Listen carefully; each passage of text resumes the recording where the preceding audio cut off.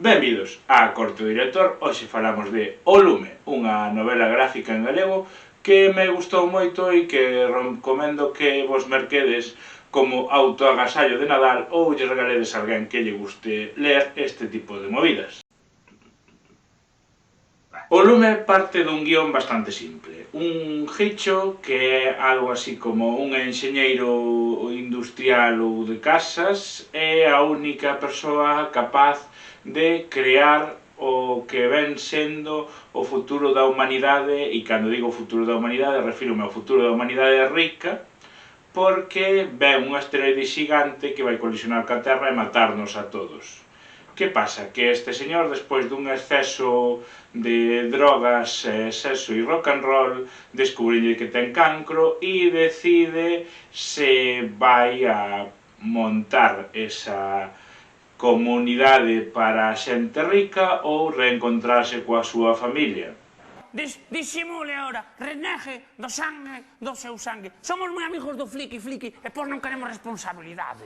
O personaxe principal é un personaxe que por momentos odias e dis este tipo é un capullo, a que por momentos dis que pena me dá e que te sintes identificado con el polo baixo que caeu ou polo feito de que en algún momento dado tivo que escoller entre ser unha persona de éxito no seu ámbito laboral ou atender a unha familia.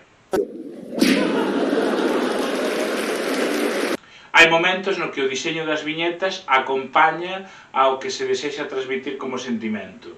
Hai un momento no que o personaxe está super agobiado e o debuxo e a viñeta onde se fala, digamos que nos transmite ese complexo sentimento de que puto agobio.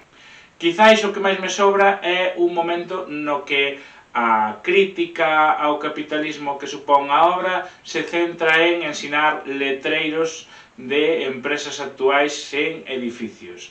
Porque, si, a obra xa é crítica co sistema actual, non é necesario que che escupan a cara referencias ás empresas que son moi malas. O Lume, pese ao seu tamaño, que parece gordecho, lese enseguida, ou seja, disfrútase, pero non é unha lectura pesada, cousa que se colles o Incal, por exemplo, dache unha pereza máxima poñerte, porque é gordo e ten moita letra.